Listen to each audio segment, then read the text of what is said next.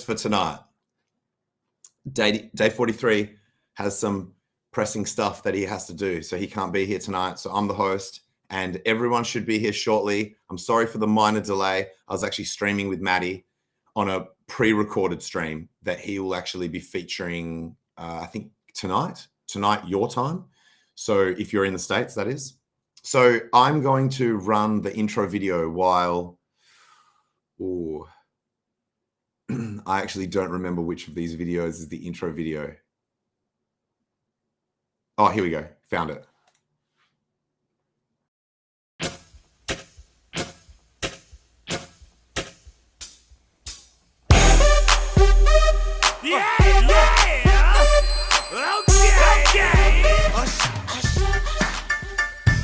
Man, thank goodness.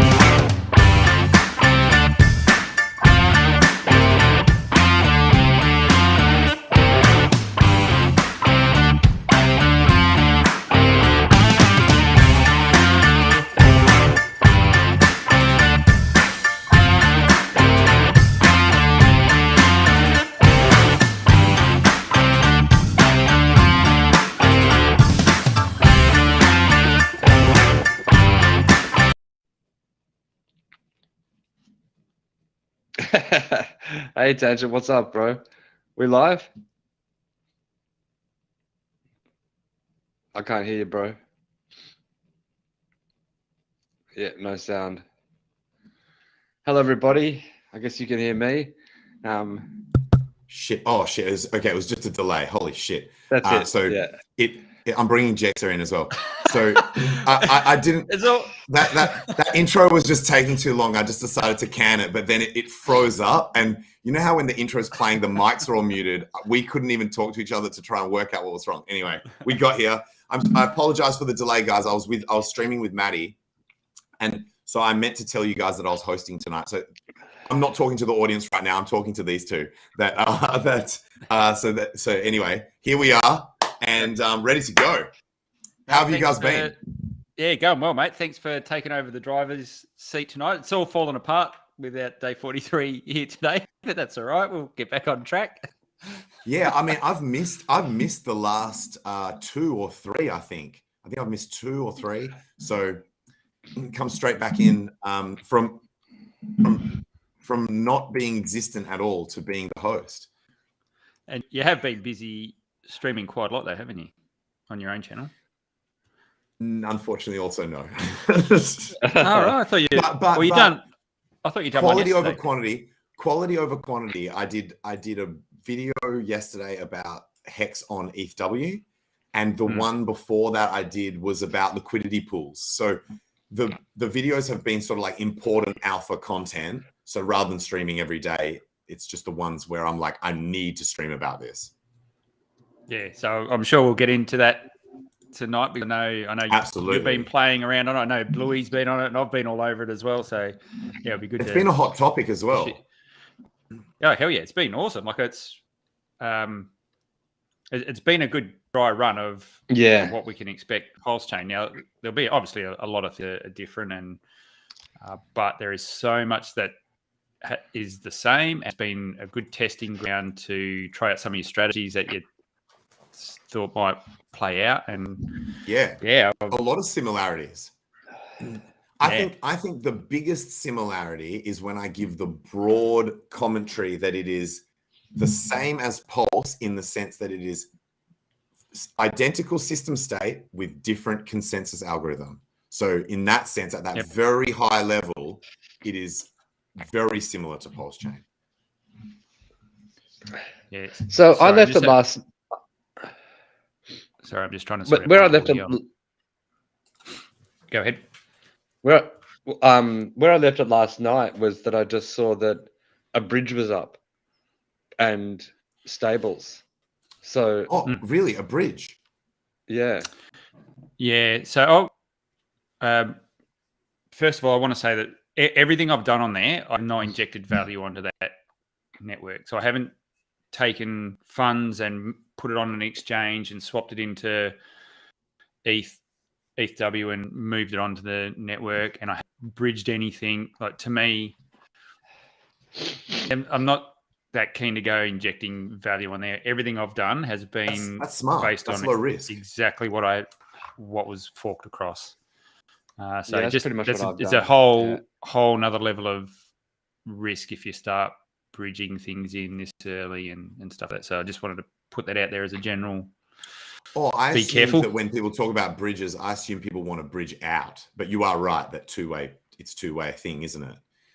Yeah. I was the same at first, Jexer, where I did not, I started only just with the tokens that were over there. And it wasn't until later that I started to bring in a bit of ETHW from exchanges. Oh, okay. So you have actually just to buy more HEX. Yeah. Yes. Yeah. I ran out, so I wanted to accumulate as much HEX as possible, and I ran out of tokens and stables, and there are some things you can't sell. There are some things that you can't sell. Like, there are some tokens that were not sellable. They're just, the liquidity didn't exist there.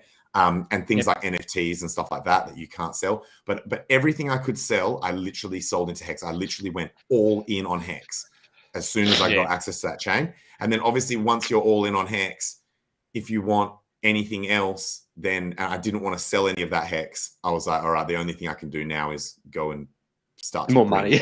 So you think this one's got a bit of longevity in the chain, do you? Yeah, I do.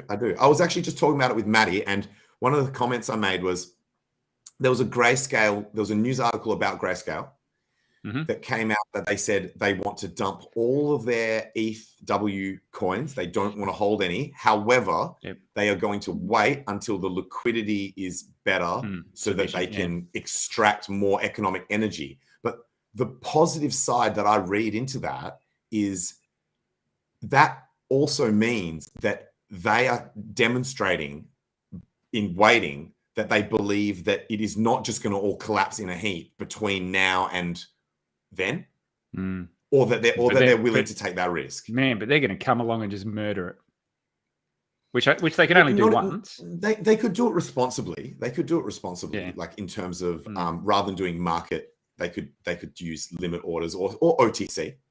Actually, I guess if they were going to do OTC, if they were going to do OTC, they wouldn't need to wait. They could do OTC right now. Yeah.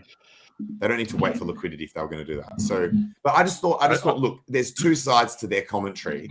One is saying we don't want to hold this, which is a negative in terms of their sentiment towards it. But the other side of it is we believe it's not just going to collapse in such a short amount of time that we need to dump immediately. Oh, this is the Grayscale. That was really. I think that was a very bizarre statement, because it's kind of like a sort of Damascus, whatever you call it, like hanging over the head of the price of ETHW.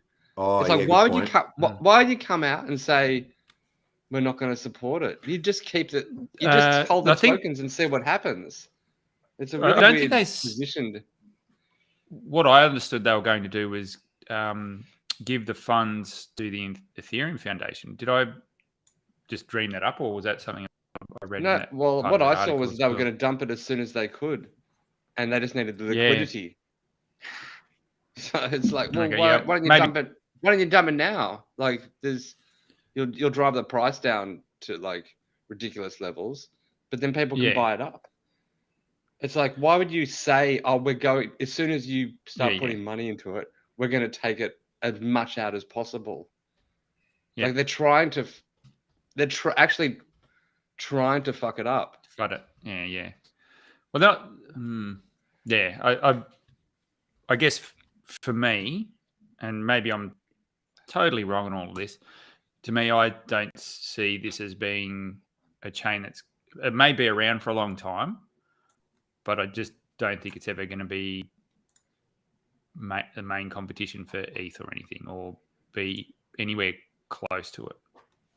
I find it very hard to believe that a lot of hardcore development teams will leave the proof of stake network to come and support their protocols. But if you look at what happened, even just with Maxi and Hedron, it's not like you have to. It's the same. It's identical code.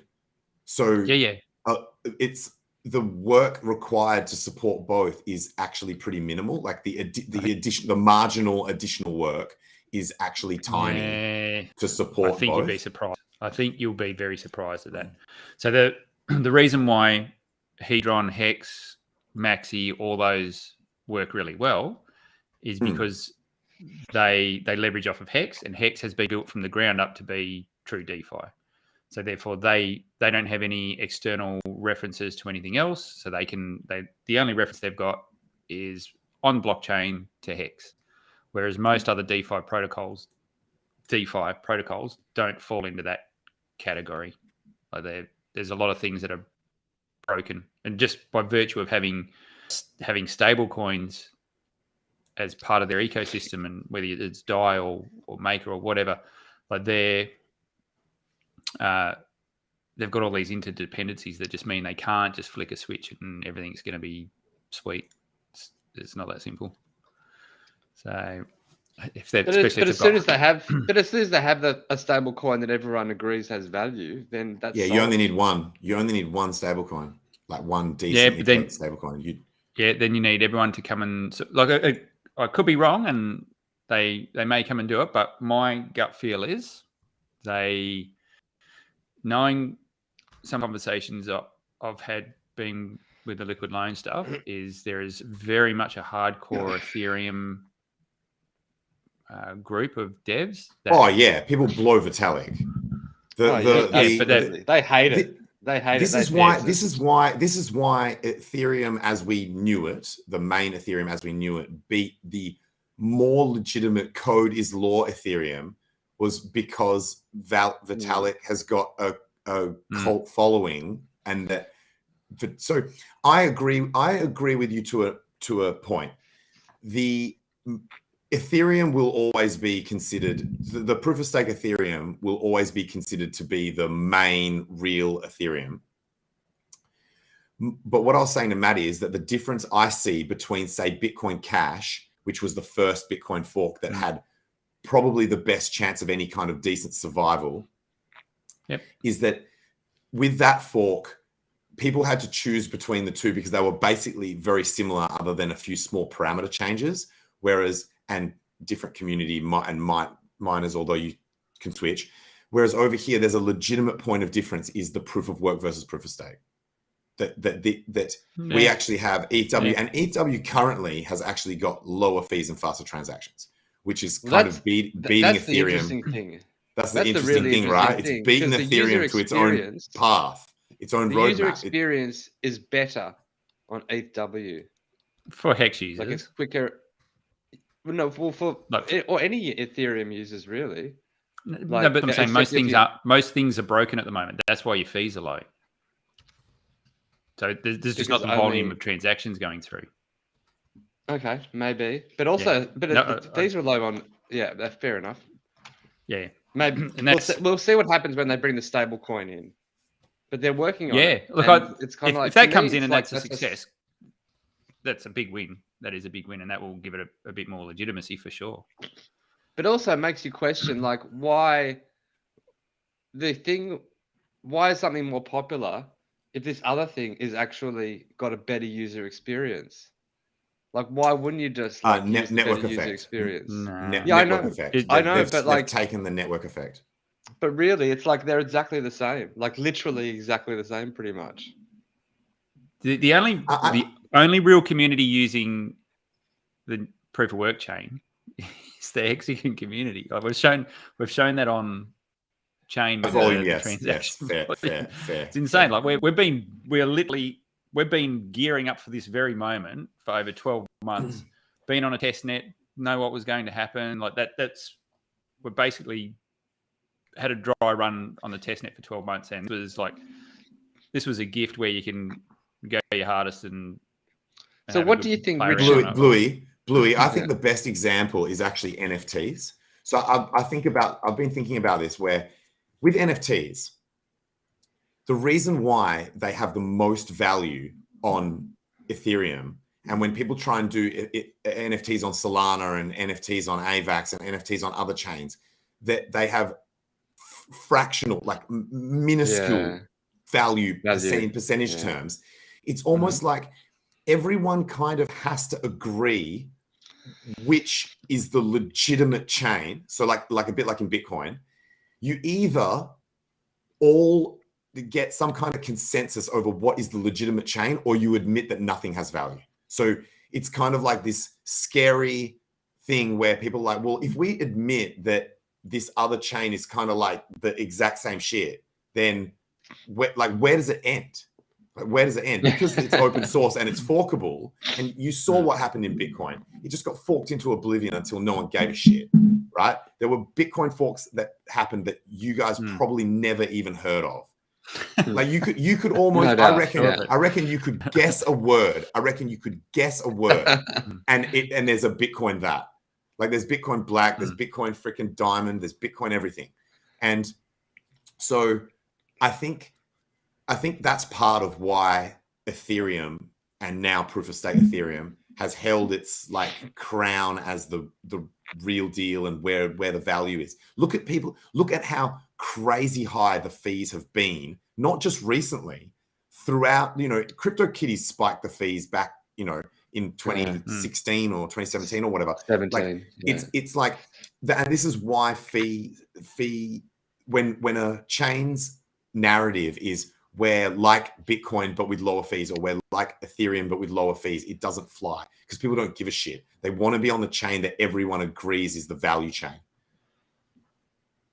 We won't have that problem with Pulse though. Don't panic. We won't have that problem with Pulse because the community is so strong that it will have that legitimate innovation and build out, and like PulseChain is going to be amazing. It's not going to have that. It's not going to suffer from that. It's okay to have like a premium chain like Ethereum, where everything to do on it comes at a premium, and it probably attracts more or holds more value because of that, and people perceive that to be the top tier. That's where the NFT should be if you wanted to get value. But we're seeing that value carved off in all these other chains. Like Solana is getting a lot of value, and a lot of NFTs are happening on Solana. And that's fine. They're all going to do that. They're going to carve out their niche. But that doesn't... And yes, some of that value gets dragged away from Ethereum. But that's that horizontal scaling sort of thing. So there's nothing wrong with that. You can still have a premium chain. And Bitcoin was that for a while as well. Now, the fees have been pretty good on Bitcoin. But everyone was saying, okay, that's fine. We don't want to use it like a peer-to-peer currency. It's a store of value. So therefore, it's okay to have like higher fees on it. So it's all just narratives in the end. But like I say, if the majority of developers are on Ethereum and everyone that's got the gravitas to keep everyone engaged, it will be the premium chain and people will pay the premium fees to be on it. I don't think that's going to change anytime soon. So, but yeah, so in terms of the proof of fork version, I reckon it's a great playground. Have fun. Just treat it for what it is, because it may go the same path as your Bitcoin cashes and your SVs and whatever else it bloody is. Yeah, especially currently, the value of anything on that chain is directly proportional to the value of ETHW, because that's the only way out. So if ETHW tanks, everything goes down by that ratio. Currently. Not necessarily. Sorry. You said there's a bridge now. You said there's a bridge. Prior to the bridge. Well, also, my comment was prior. No, but also we're seeing everyone like you jump over there and buy up HEX. And so all of a sudden the price of HEX over there relative to to the ETW is like going up pretty much. But it's ratio trading, and the only way out is through ETH. So something can go up relative. So the USD price of ETW is really the oracle for how much everything else is worth. Good point. To clarify, assuming that for that moment in time, the ratios of everything else stay constant, which I know will never happen for any long period, but assuming that people aren't ratio trading the stuff, at that moment in time that you want to cash out, the gateway out matters how much ETH-W is worth at that time, is all I'm saying. Sure. Like, yes, the ratio of HEX can go up versus ETH-W, and then ETH-W's dollar value going down can therefore be offset. That's what you're basically saying, that HEX can go up relative so that even if that goes down, you're still making money or you're still going up. But I just mean all things held consistent. Oh, Sammy's here. All things held consistent, it matters on the ETH-W thing. Hey, Sammy. How are you, Sammy? No, Sammy. You got the latest on from your trip overseas, have you? Yeah, hold on. We can't hear you, Sammy. We can't hear. We can. You can? I'm plugged Yeah, in. internet. Oh, I'm not. Oh, it's either a mad delay or like, I think it's a mad delay. It's like, yeah. It's a weird delay because it's chopped and late. Yeah. Say something Really? again, Sammy. That's it. That's it. Hello. Yeah, a bit choppy. We really need to sort out your internet, Sammy. We need to sort your internet. I know, right? Can you? Yeah, it's really weird. It's pretty. Bluey, what's your thoughts once the stable coin comes across? What do you think's going to happen? Well, it kind of legitimizes the whole thing to an extent, and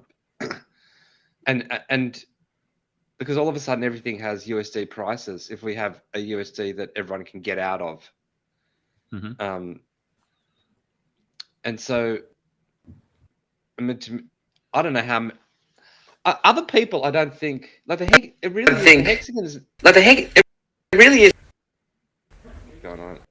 Oh, Sammy, I think we're getting.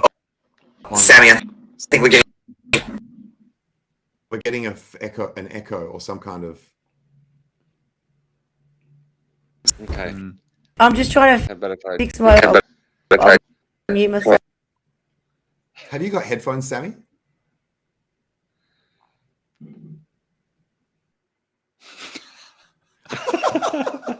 Sorry, Sammy. Now you're muted. So I think before we come on next week, we'll have to have a quick chat. We'll see if we can sort out. Is that better?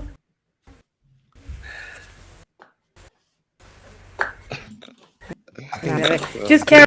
I think it's still got an echo because I heard Jexa talk twice just a second ago. Yeah. So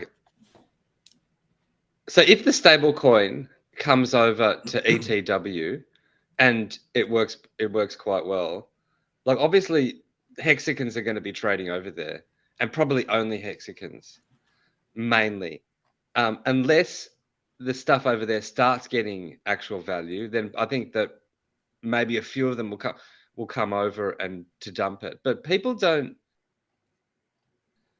Hexagons are the users, people who really kind of jump onto the technology and start using it, and can like we had all of this like practice with the testnet, and now when the ETW comes out, it's like everyone's onto it like that. You know, it's like okay, you just change the RPC settings. I go over there, and to be safe, I might send it all to a different address, and then I just start playing around with whatever I want to play around with.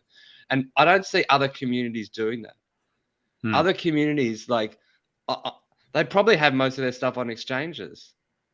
If you know, maybe some have worked out it's not a good idea, but like, yeah, I don't think they're none of the stables held peg. Do they all went to zero? Like all the stables? It's hard because it's sort of a ratio sort of thing. So they're not. I'd have to go back and have a look. Much. So when I first went over and I had a heap of true USD, and that was holding peg essentially. So I managed to get rid of all of that before it crashed and burnt. So it was just why those ratios were initially set, and I managed to do a right out of that. Basically, I just sold it for whatever I could, ate the slippage on it. I knew it was going to be worth nothing within a few hours. Which is Stables was the first thing I dumped. Stables was the first thing I dumped. I literally exited all my stable positions straight into HEX. Yeah, me too. Yeah, and I think we've been pretty vocal that was probably always going to be the case on PulseChain as well, where they're just not going to maintain value. Yeah, so I think that was good to see how that actually played out, and you would have expected that to happen. Just coming back to your comment, Blue, I reckon a lot of people, I think there's two different tiers of users. There's users that only play on exchanges and they don't understand how to set your RPC settings and do all that sort of stuff. But then there are a lot of very savvy users that probably use all the DeFi protocols, you make a DAOs and things like that, which would know how to do all this. But the reality is they can't. Like, those protocols are broken on the network. So because they just can't. Yeah. They can't come and play with them. The front ends wouldn't work, and they wouldn't have oracles and all sorts of things. So they're literally not functioning over there. So what I think you might see, and maybe this is possibly what's happening with price of ETH now, I've seen a massive fall off a cliff where anyone that was probably given it on an exchange just insta-dumped it and offloaded whatever they could initially. Looks like it's maybe bottomed a little bit now over the last 24 hours and is starting to climb back up. So it'll be interesting to see now that you get these other waves of people come through. So we had all the hexicans and pulsicans. They were really early adopters because they knew what to do. They were able to get in there and play with it. And now I think you're probably going to see other waves of people come through as more exchanges support it. That's when you might see people inject value on it because they... Sorry, you go. Would you say that if none of the algorithmic stable coins held peg on the fork, then obviously they're all failed. They've all failed in their decentralization / pegging test. But understand they're not algorithmic though. So, no, but some of them were, like, say, I don't want to say their names and shield them out, but there were coins that claimed to be actually truly algorithmic, like the ones that were what's it called when it's debasing or basing or debasing? Rebasing. Thank you. You know, those are supposed to kind of like regulate themselves through that. I reckon they'd be the first to go, to be honest. I'd be surprised if they survived. Yeah. That's it. I mean, ultimately, it really comes down to how people treat it. And if everyone thinks something doesn't have value, they're just going to dump it to zero, which is what happens with USDC and DAI and UST. Yep. Is there any hot tips you'd like to give anyone, Tangent, on something that went well for you, or was it too early to give up that sort of info?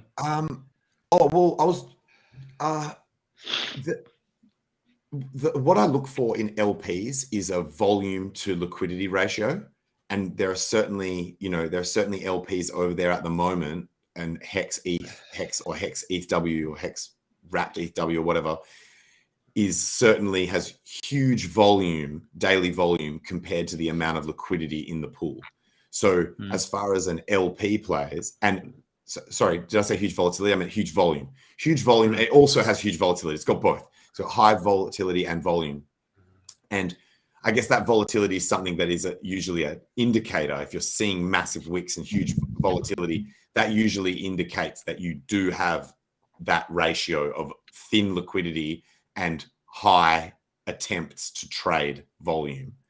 So if people want to experience what it's like to print money in an LP, that new chain, or like to have a high print of tokens, not necessarily in terms of the dollar value, that's a pretty good. And also playing around with LPs can get expensive if you're on a high fee chain like Ethereum, because especially if you're doing something like V3 where you want to actually narrow the band that you're providing the liquidity in, moving that around can get very expensive, like removing the LP. And also even just re-rolling the fees that you've earned back into the LP so that you're doing like compound yield rather than just simple yield can also get expensive. So this is like a low fee way of experiencing what it's like to learn how to be.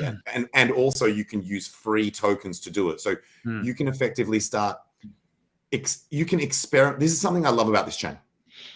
You can go and experiment on this chain without injecting any of your real world financial economic energy and experience this chain, play around, learn, actually try being in crypto for the tech for once in your life.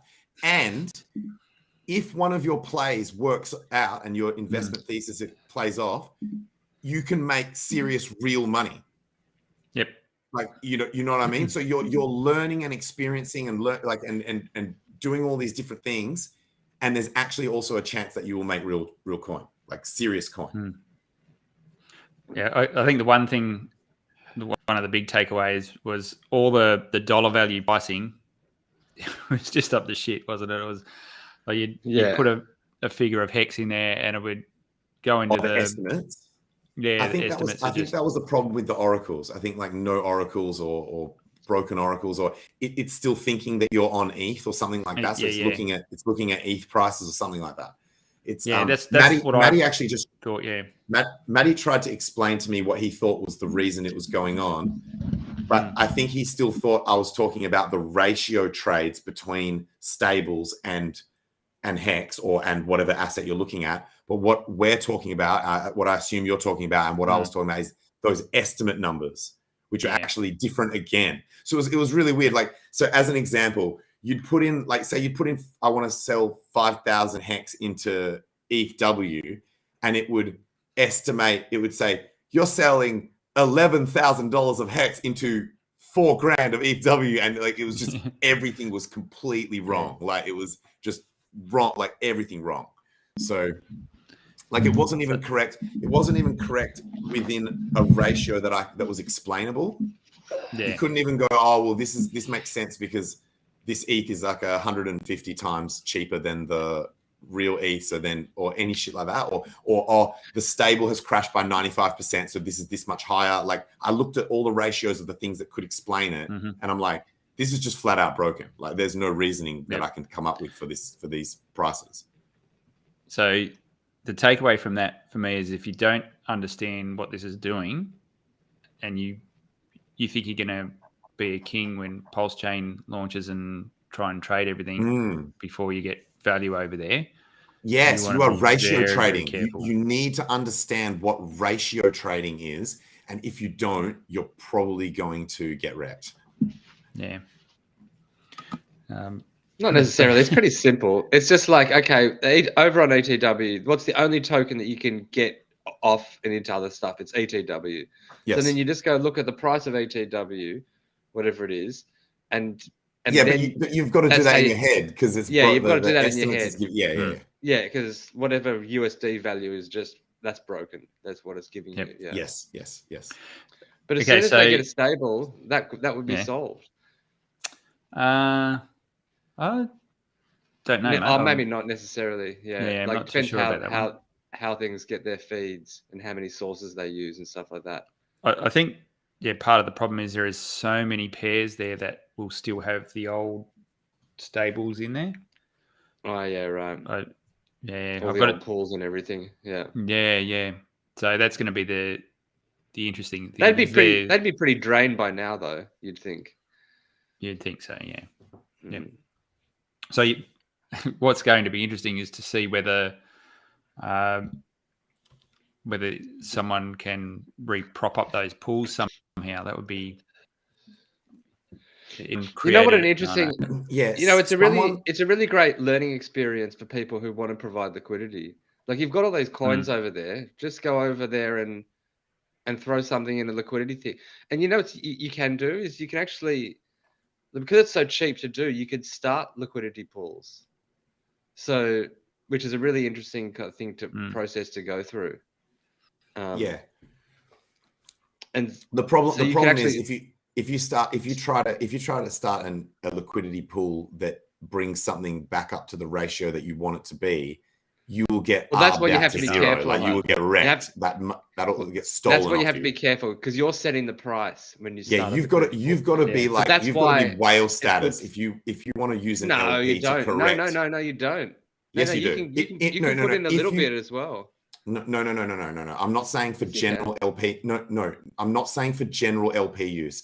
I'm saying if you want to try and fix a ratio using an LP, like if you're like, I'm going to try and like get this stable to be worth $1 again. If you are not a whale, you will get wrecked by ARB bots, because as soon as you put it in at the ratio that you think it should be, it'll just get ARB'd out immediately. You'll just get rinsed. So I'm not saying you need to be a whale to mess with LPs. Anyone can mess with LPs. I'm saying if you're trying to use LPs to fix ratios, you need to be a whale. You need to. So yeah, you need. That's a stupid idea. Like, you're not going to fix any ratios by putting a different pool in. Well, wasn't that what you guys were talking about in terms of someone using an LP to fix the stables, like fix a stable? You wouldn't fix the stables. You could if you were a whale. If you were big enough, if you had big enough bags, you could fix it. You could fix a stable ratio if you were a whale. Like Richard could do it. No. What do you mean fix? What does fix mean? Like you would just add so much liquidity. With Ethereum. Yeah. Or to whatever it is that you're trying to fix the ratio. Because there's going to be different user behavior over there. It's not going to last for 1 second. Let me be clear about what I'm saying. If you are a huge enough whale and you have huge enough bags that you can add an LP in at the ratio that you want it to be, and you can make it such a thick book that even once people try and ARB, even once bots and people try to ARB out against different shit, that it still does not drain it, then you can set that ratio. It's the same theory as. Yeah, but that's ability. Yeah, that's not. No, it's not. No, it's like not. Imagine, it's not. Especially not. This is actually especially not when these LPs over there have like the HEX ETH LP has like 17K worth of liquidity in it. Like the LPs over there are thin as shit. It wouldn't. Richard could easily do. So if you were the OA, would you grab a whole lot of your Ethereum HEX, wrap it, take it over to the Ethereum proof of work chain, and pair it with? You don't need to. You don't even need to bridge anything in. Even just with his. Yeah, you got to. Even just with his. No. Even just with his mirrored tokens, he could do it. Richard Hart, with his mirrored tokens, would have enough bag size over there, given the thinness of the current liquidity, to fix any ratio that he wants. Trust me, I'm serious. When you say fair ratio, all you need is the LP to be deep enough. Guys, do you remember the last time that you guys disputed something like this against me and it ended up that I was right? You need to trust me, I'm right about this. All you need to do is just make. What I'm saying though is, if you can make the book thick enough, then it doesn't matter how much people try and arb against it, and you'll just against it, and other LPs that exist, you'll just get dragged up to your level. Get dragged. So effectively, Sammy, I think the echoes happen. Sammy, I think there's. Sammy looks guilty. so remember when Richard taught everyone is that if you have infinite LP, then the price cannot move. No, I totally agree. This is a similar theory. If you make the book thick enough. Oh, so Jexo agrees with me. Cool. Yeah, I thought you guys would disagree. But what I'm saying is, what would you, if you were going to bridge in value, what would you bridge in? Like you take a big. If I was trying to bring, well, I guess I've already answered that question by what I've been doing. I've been buying ETH on non-KYC'd exchanges and bringing that in. Yeah. So, but you're saying if there was a bridge available, if you wanted to try and fix ratios with with something of a known value, what would you bring in? And because there's a big risk to bring in.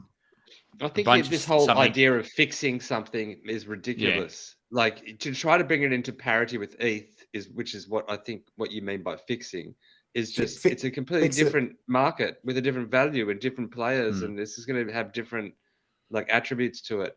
And I think what would happen though if the OA decided to bridge a whole lot of Ethereum HEX over there and pair it with, I mean, that's the closest you'll be able to get to having some sort of parity The fixing only matters for stables, right? We're purely because chain.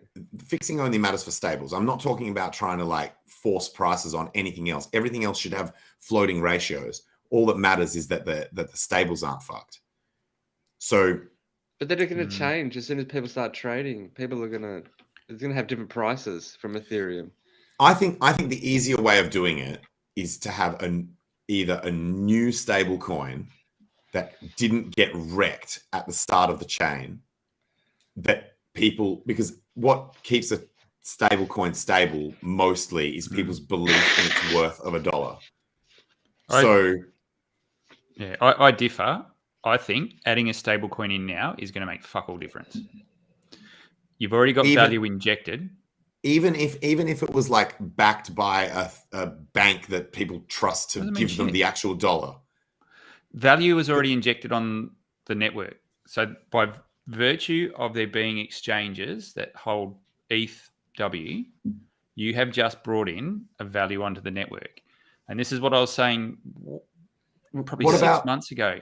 What about something like liquid loans deployed on that chain Doesn't matter. that has its own stable that actually is legitimately backed or whatever? Doesn't matter. The value's there. And this is what I was saying ages ago. I said, everyone's saying, oh, we're going to get 2 or 3 days of no value on PulseChain. And I reckon that's not going to be the case. And the reason being is Richard or whoever can not have a bridge. And that's fine. That means people can't bridge in value that way. But he cannot control exchanges from listing Pulse. And as soon as Pulse is listed and can go in and out of the network, you have just injected value through the whole network. Yeah, well, to add to that, something that's scary in terms of the trying to have zero value at launch is that they had ETH-W IOUs before the chain even launched. So, then it becomes dicey from a legal standpoint of like, was there? That's a bit separate though, isn't it? That's not really linked to value. It's as soon as But then those pairs became the real pairs. They somehow managed to do it where then you could actually send to that pair, I think. Oh, yeah, don't get me wrong. But if an exchange never enabled the transfer of Pulse from their exchange onto the network, then the value wouldn't flow through. It's not until you can actually move value across into the network. That's when you've got value in there. So I don't know if this comment is going to actually be arguing slightly against what you're saying, but I strongly believe that you do need so if you're saying, oh, we don't need to worry about it because there's value there and there's an exit, that's fine. But you kind of do need a stable within an ecosystem because definitely want to be able to hedge and totally actually go risk off. Yeah. Oh, so we are in agreement that we do need a stable coin for that ecosystem. Yep. Definitely. So you're just saying that it's I don't think it'll change the value. I don't think it's gonna the value. Oh, I also agree with that. Yeah, so value is all being spread through the network. Yeah. Yep. I agree. The only advantage is you get that stable point where if you want to go back and forth between a stable and a ratio trade, you can. Are there people within our community that think it's going to change values? Because I fully agree with that. I think a lot of people. So my main Like, takeaway is this 2 days no value thing. I don't know if it's a thing. I don't know if it's going to be possible to control that. Maybe for an hour or two before exchanges enable transactions to flow through. I think for taxation purposes, you only need to be able to suggest or you only need to suggest that it had zero value for even a millisecond. You're basically saying when it came into existence at that point, at that genesis point, it had no value, and then a millisecond later it had value. Yeah, no, that's totally agree with that. Okay. So I think that you're right. So at the point, at the singularity point when the buttons pushed and tokens are minted. The buttons pushed. Yep. Yeah, because let's face it, an exchange can't enable anything until all that's done anyway. Yeah. You'll get that singularity point. Yeah, even if they're fully ready and it's just the click of a button, the time it takes them to click that button, it went from zero value to having accessible value. Yeah. Yeah, but having this big drawn out window where value is not going to be on the chain. That's always been my big point of contention. I agree fully with everything that you have just said. So, and I don't think we need it. I don't think we need it. I don't think we need a drawn out period with no value. This is a tax loophole, not it's not like what were people hoping to achieve other than being able to say, I got this asset at zero value. That's the only value in starting at zero, is that statement that avoids you having a tax liability from the airdrop. That's the only, that's the only value in this starting at zero. You're not actually ever buying anything for zero. So it's not like, oh, I wanted my 2 days where I could start buying things at zero. That doesn't make any sense. You can't buy things for $0. Yeah, swapping it for something else, which is supposedly you can still do all that. But like Jex is saying, those ratio trades are literally identical. You are going to get the identical ratio trading, whether there is linked value or not. Yeah, but what you can hang on, what you can do is interesting stuff. Like you can put everything, you can put like Maxi and Hedron and all whatever is working. You can put that in terms of HEX as a price in terms of HEX. Okay, good point. And therefore, if you kind of go, okay, I want to increase my HEX position overall, then you can start trading on those. You just answered my question. Sorry, you just answered my question. If you want to adjust your portfolio and your strategies and you want to move assets around into different shit and also have it in a period where there's no tax implications and taxable events, then you need it to be all zero value through that period. Otherwise, you are suddenly making moves that are, in some jurisdictions, by the way, will be classed as taxable events. That's a very good point. So so there's two things going on here. Yeah, bugger the tax. There's two things going on here from a tax loophole event. One is the starting at zero. That's very important. We get that regardless. Remember what we just discussed. Even if it's like a microsecond, it's enough to get that side of things. But then what Bluey's talking about in terms of portfolio adjustment and maybe staking things and other things that you want to do to set yourself up, because obviously people want different shit over on that chain than they do on ETH. That shit actually relies on you doing it within that window while it's zero value. However, you can do it anytime. You can do it anytime. I can do it now. No. Not if you don't want it to be a taxable event. Hang on. Not if you don't want it to be a taxable event. I'm doing this within the context of avoiding taxable events. It's still taxable events. It's just that if it's not. Not if everything's worth zero. Hang on. Not if everything's worth zero. I know, that's the thing. If you can prove that it's worth zero, then so you're saying the same thing as me. You're just saying a slightly different way. They're still tax value. Yes. But anyway, this is what I'm curious about. That's also a fair point. That's actually also a fair point. Maybe it still is a taxable event that you need to record, but you would just be recording that it's an event at zero value. That's actually not a bad point. What I'm curious about, Jex, I want to ask you this, is this, with something like liquid loans, where all of us, they've released this front end or whatever, so people can play with it on testnet. So it's like, okay, it's all working. Why don't they just release it on ETW? Like, why don't they just go, okay, let's release it. We'll give ETW a stable coin. And that's a sick idea. We give all of our sacrifices. We just give all of our sacrifices all of this blah blah blah. Like we told them. Yeah. And then you could try that all out, and then you'd have a stable coin on ETW, and you could get market position as the stable coin on ETW. Bluey for the win. Bluey for the win. We don't understand. We don't understand. It's already. I was going to say it's already operational. So Liquidity is already operational on the. So Liquidity didn't hold its peg over on ETW. I got to be honest. I didn't even have a look. I actually tried to liquidate a few vaults and things like that, but someone else beat me to it. So does it have a front? Did they do a front end? Are they gonna? Because it's a front end thing as well, right? I'm pretty sure I know who done all the liquidations, but so that was an opportunity there. You think you know who got all the liquidations of Liquidity ETH? Yeah, well, there's not too many people that would know what to do. So. No. I thought you meant you knew like the biggest ETH whale in existence. Like, but you meant from a technical who might have been able to technically be able to do it, not the whale that was big enough to cop the. But doesn't it go across everyone in the stability pool? Or, like, you can have the technical competency of pulling the trigger, but it gets spread out, right? So you need to be a whale to get the real benefit. Yes and no. So if you do the liquidation, you get like a bonus or something. You get some of the US what would actually be LUSD. So you get a $200 LUSD deposit, which frankly is probably worthless if the stable didn't hold. But then you also get a percentage as well of the pot of the ETH. So you get a small clip on that. But you're right, the lion's share would go into the stability pool.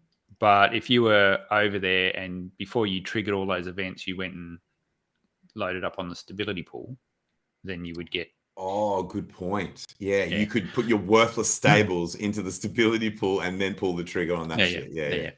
But I really like Bluey's idea. And you know what? It doesn't need to be Liquid Loans that does it. It can be anyone because it's forkable code. So anyone could just, like you said, anyone can just go and do the ETH-W version. It's the same as it's been deployed on every other EVM compatible chain, right? Someone just has to do the front end. Yeah. And then you just need a price feed. As soon as you've got a price feed, then you're right. That could be a problem because I'm told that we don't have any oracles on ETH-W yet. Yeah, but price feeds can come from. You can use Uniswap as a price feed. Yeah, so there's the fact that you've got exchanges listing ETH in a US dollar value means you've got a means to pull price feeds. Okay. Oh, so they can be from. Okay. Yeah. So it's probably pretty trivial to do, to be honest. I guess Liquid Loans would be relying on multiple price feeds, or a service that does multiple price feeds. And if you want to do it prop, like you could pull the trigger on it and fire it up and do a bit of a test hack to get your price feeds working. But if you want to do it properly for long term, then you want to make sure you got oracles and quality price feeds and things like that. Yeah. But I guess someone can manipulate if it's only coming from Uniswap, the price feed. Then we know of at least half a dozen exchanges that have got price feeds now, but not with ETH-W stuff necessarily. Not with but not with stables versus. Doesn't need to be.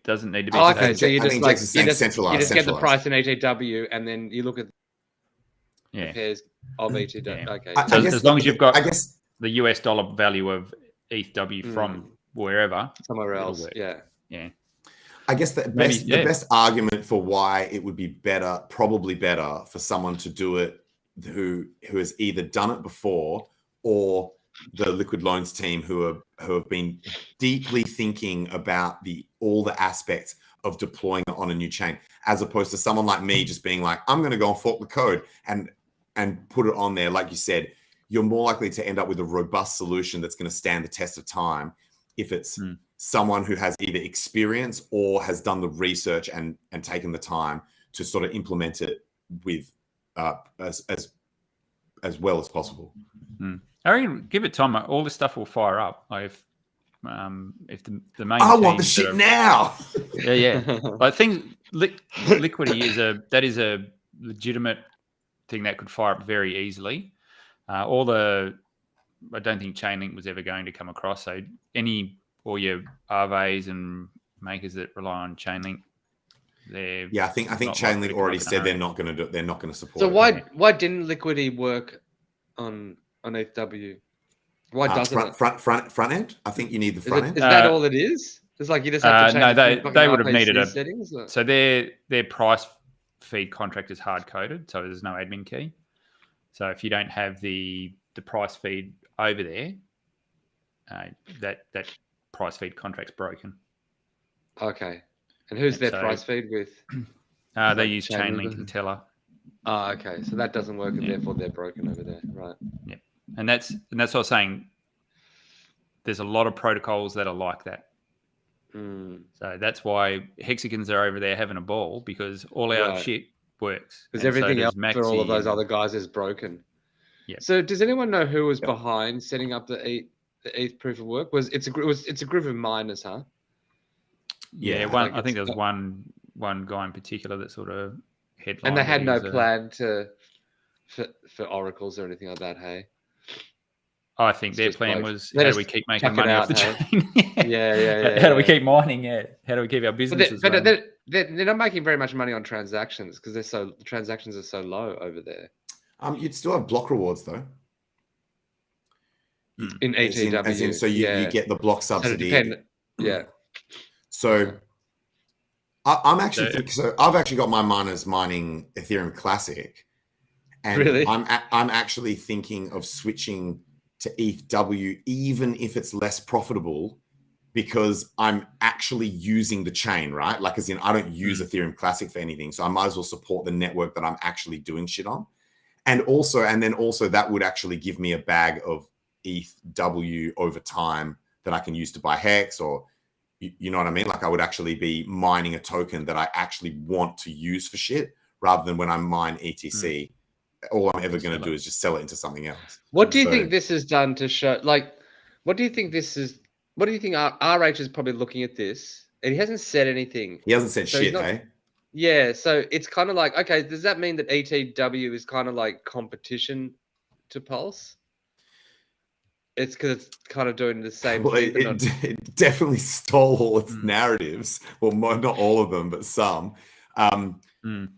It stole the world's largest airdrop narrative. It stole the like Ethereum, but with cheaper fee, faster transaction shit for now. But that's the same of any chain. That cheap, fast fees is only a matter of your blocks filling up. Like, it's not. So how do you think Richard is looking at this? Like, what do you think his vibe is with it? Like, I think so. I've told you what the negatives are in terms of lost narratives. I think the positives that are going to come out of this is the learning experience that all of us, like HEX community, but also devs that build HEX shit, and also Richard himself and his direct devs for PulseChain, are going to get massive data on what went wrong, what went right. You know, how do people behave? What were the main things that were like either missing or fucked up when the chain started, that we could make sure. So I think the pros is going to be, we're going to end up with a smoother, more powerful launch for Pulse than we would have if it had been the other way around.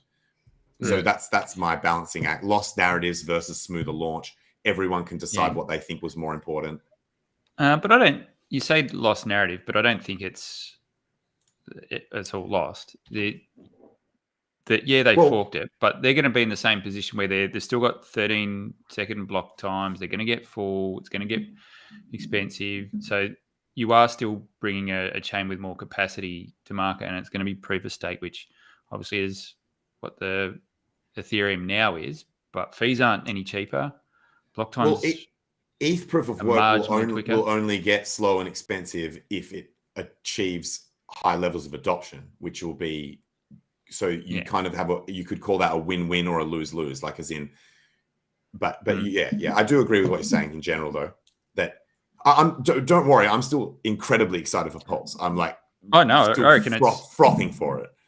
No, I think this has been awesome because it's shown that. So we've forked a chain, and Hexicans have created value on that chain for themselves. Like, they've just gone and owned it over there.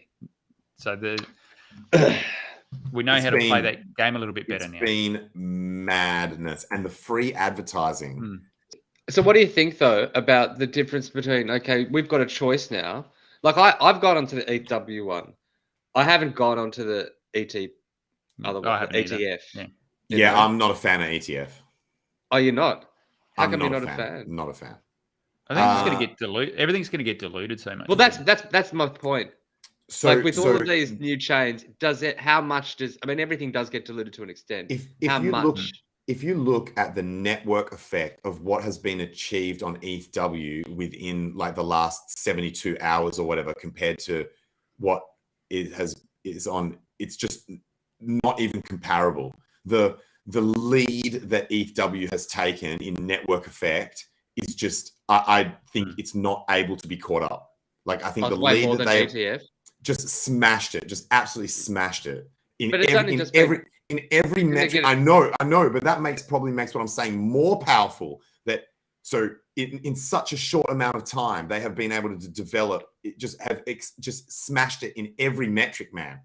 Centralized exchange adoption smashed it, absolutely dominated. Like one's on like all the major exchanges, one's on virtually very few exchanges that you've never heard of. Dex Screener shows, like if you look at all the volumes and shit like that, the amount of volume traded, all of that sort of stuff just absolutely dominated on mining hash rate. Like you name a metric, ETHW is absolutely crushing it. And for me, the thing I like the least about Fair or whatever is their freaking acronym. Their freaking acronym is the same as electronically traded fund. Yeah, the same acronym as a legacy product, man. I'm like, that's terrible, man. That's terrible marketing. Yeah. And so their Telegram group is a mess. They admined a scammer and who started like pinning comments that about like trying to send people to the wrong shit. It's just a joke. Their branding, their network adoption, the rate at which they have, it's like one launched like a rocket ship and the other one's just like took a hammer and smashed his own hand apart. Like it was just a joke, just an absolute joke. Look, ready for launch. We've got HEX. We're ready for launch. Ow.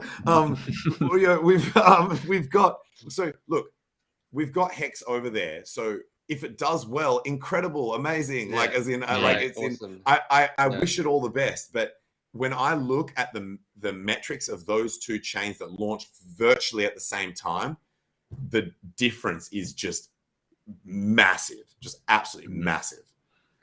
Yeah, I saw, and I don't have the time.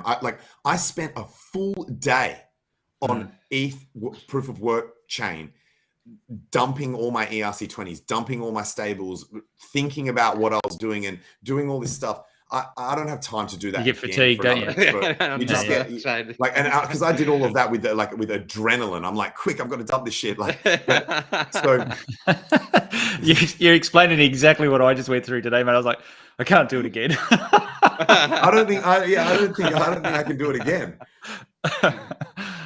That's funny. Also, I saw a stream, one of Jim Rat's streams last night, or part of it, where Bullish was explaining what you have to do to get ETH. Get money over there. Fair, like ETH Fair in there. And part of the steps was you've got to download a Web3 wallet that's not MetaMask and use their Web3 wallet. And I'm like, not only the risk, but the CBF factor, like the can't be fucked factor of having to download a wallet that's not MetaMask just to interact with this chain.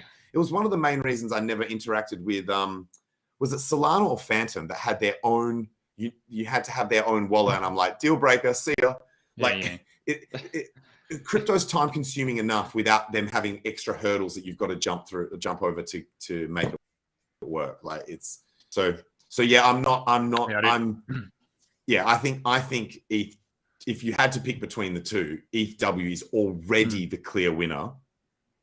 Yeah. But if you've got the time and inclination, just be careful using their custom software. That alarm bells were going off when I heard that step. I was like, what? Yeah, that'd be it. That's a showstopper for me. I wouldn't be. That's a showstopper. Yeah.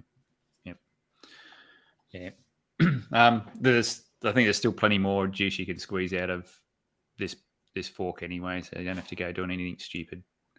So, do you think it's going to change what you do when PulseChain comes out, or how you're going to prepare for it?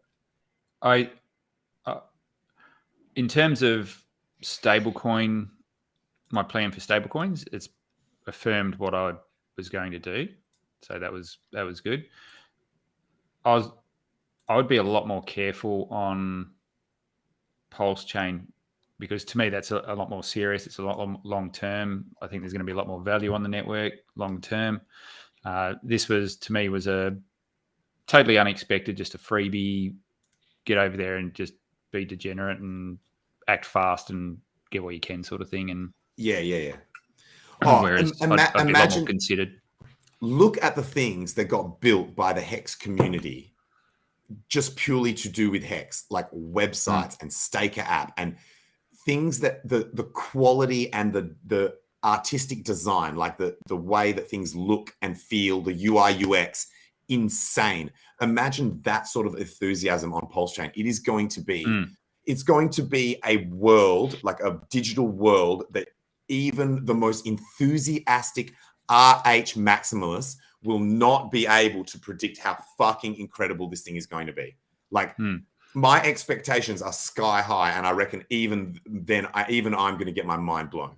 Like, I've never been as excited for anything within crypto as PulseChain. I mean that. No, I agree. I reckon it's a massive opportunity, and that biggest airdrop thing is still valid. Like, people, it's free coins, man. People are going to line up for that.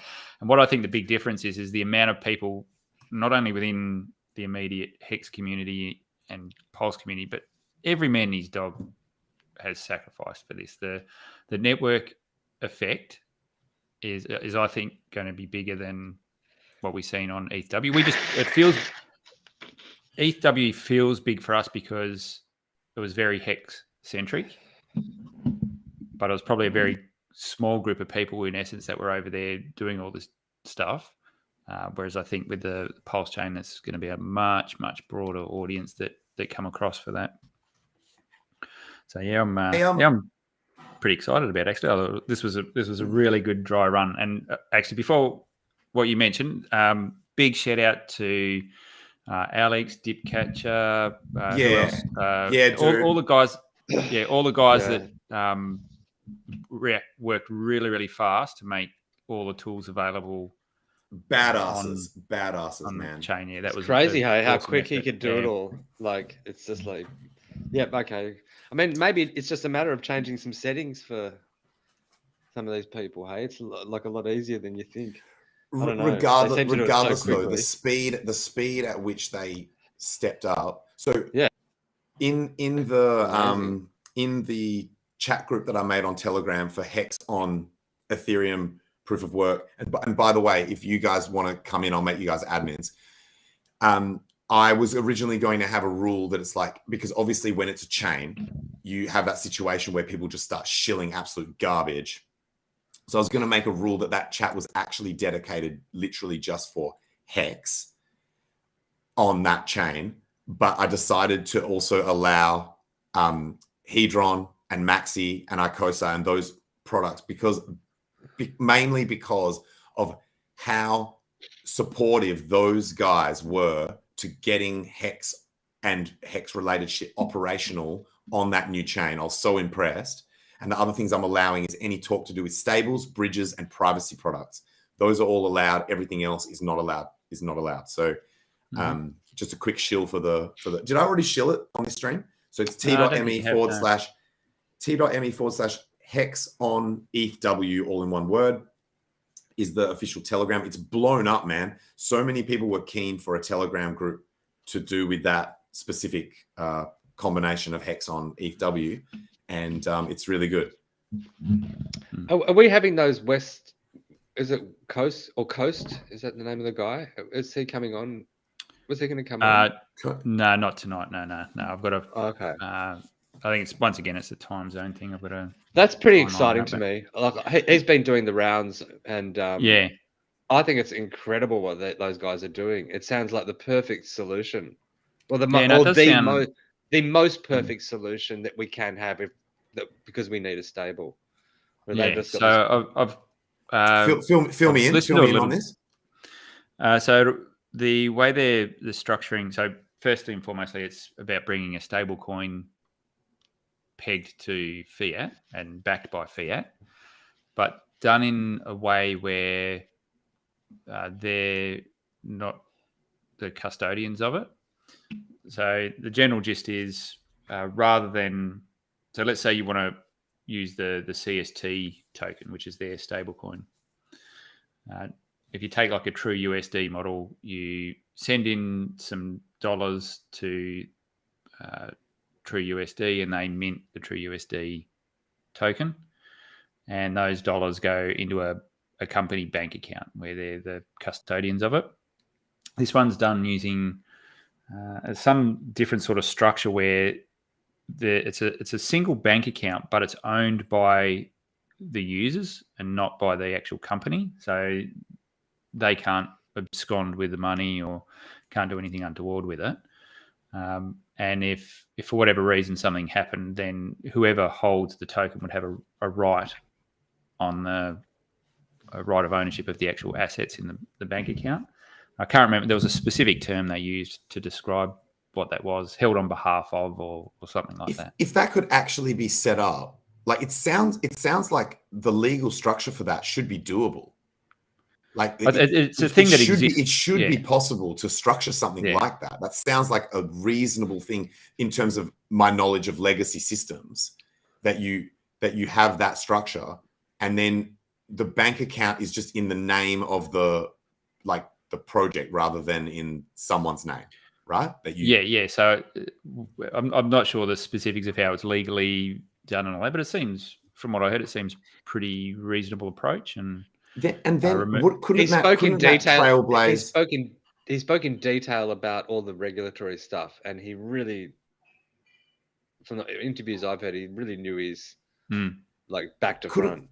And it sounds like they are just the software layer, so they have no custody at any time, and so part of because that way they don't need a money moving transmitter license. Transmitter license. That could then be used as a blueprint for all DAO and DAO. Well, that's what I was really curious about. Things like, I'm curious about other projects that need stables, but don't necessarily have, like Liquid Loads. It don't necessarily have the stable to fiat that something like this service provides. And I was wondering, and it sounds like you can just plug and play for all of these other services. Like Liquid Loans could use something like that. But I don't think they need to, because I think the structure of LL is. But to get already, back out into fiat, you will. Doesn't matter how what kind of coin. If you can't get it back into fiat. No, so I think there's a use case for both. Just not directly. Trustless, as much trustlessly as possible. That's what these guys are offering. That's right. It's just a software layer. It's like TUSD, where you just basically send you buy TUSD on Uniswap or whatever, and then you can just send it to them, and then you put in your bank account details, and they'll just forward the money over to. So but remember, it's only one extra step to go from LUSD or USDL, what do you want to call it, and then just swap that into TUSD, and then tell TUSD to give. But that's why I'm thinking it's an amazing solution for everybody. So there's different layers to that though. So there's so I've been speaking to the Coast guys for months now, just on and off in Telegram and things like that. So everyone's sort of communicating, and there's an interest in what all the different projects are doing.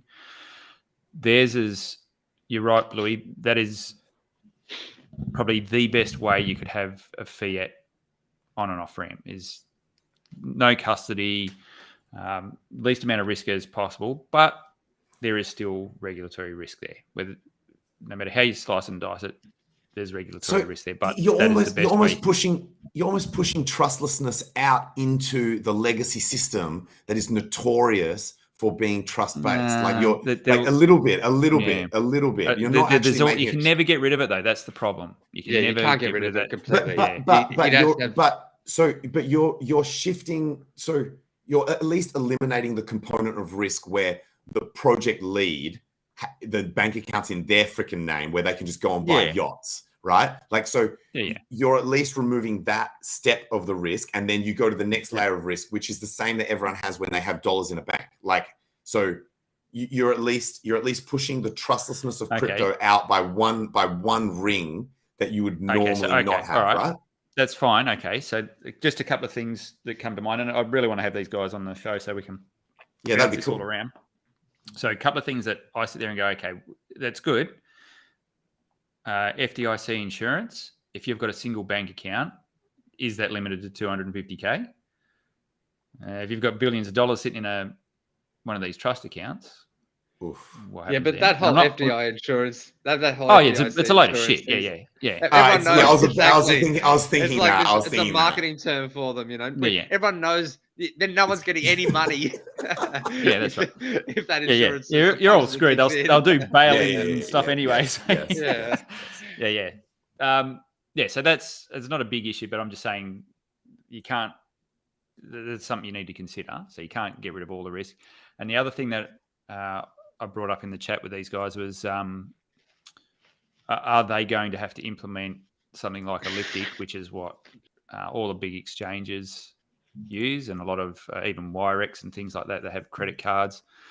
And basically Elliptic is just monitoring all the transactions in and out of that company's wallets. So on-chain transactions that are coming in, and doing analytics on that to see, I don't know, has it been through Tornado Cash? Has it done this? Is it related to any of these hacks? Yep. You're so right. that may be that may be something that God. they still have to deploy on their side. So that it sounded to me like it sounded to me like they were trying to get away with the least amount as possible. Yeah, that's right. Yeah, but I mean, they can't control lawmakers coming in exactly. and saying, and you have to do this. Not being a money transmitter may mean they don't have to do that, which would be awesome.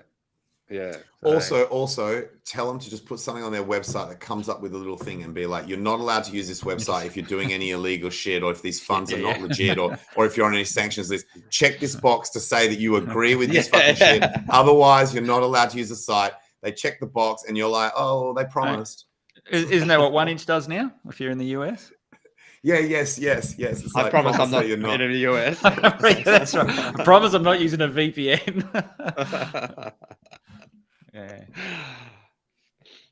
Solve. Problem there's solved. There's things like that. You're never going to get rid of that layer there. Well, you're going into you're going into a trust system. So that's right. So I guess the point I should have made, rather than saying, oh, look, well, like this stable coin's only an extra step away from that shit, is the most important thing in a stable coin is the trust and belief. So I should use the word belief, not trust, because trust has a specific meaning in crypto, right? It's the belief that is worth $1, so that you can continue to trade it with other people for $1. And you know that you are going to be able to do that in future. It's the fact that, like, the belief that it will stay valued at $1 that allows then everyone to do that relative trading. So you don't actually need a stable coin to be able to be redeemed for $1. No. You don't actually need that for a stable coin to work. If everyone believes that's going to happen, that's enough. All you need is everyone to agree that it is worth $1. So I love the fact that they're trialing this this idea of trying to kind of like push those boundaries in a primarily trustless way, or as trustless as possible. But I also don't. I'm just trying to think why other entities don't do that, and I guess I was thinking the same thing. Well, I think it comes down to that is a profit center. So imagine you've got $1 billion sitting in a bank account, not being as productive as what it should be. That's even if it's only earning a fraction of a % of interest. But the synthetic version of it can go out on crypto and be way more productive than those real world dollars. Yeah. No, don't get me wrong. But if you're a business that has real world business costs and you want to make a profit and things like that, then that's a profit center for them. So I don't know how they're handling their business model. I know there's a fee, obviously, for minting and things like that, which is totally reasonable. You'd expect there to be.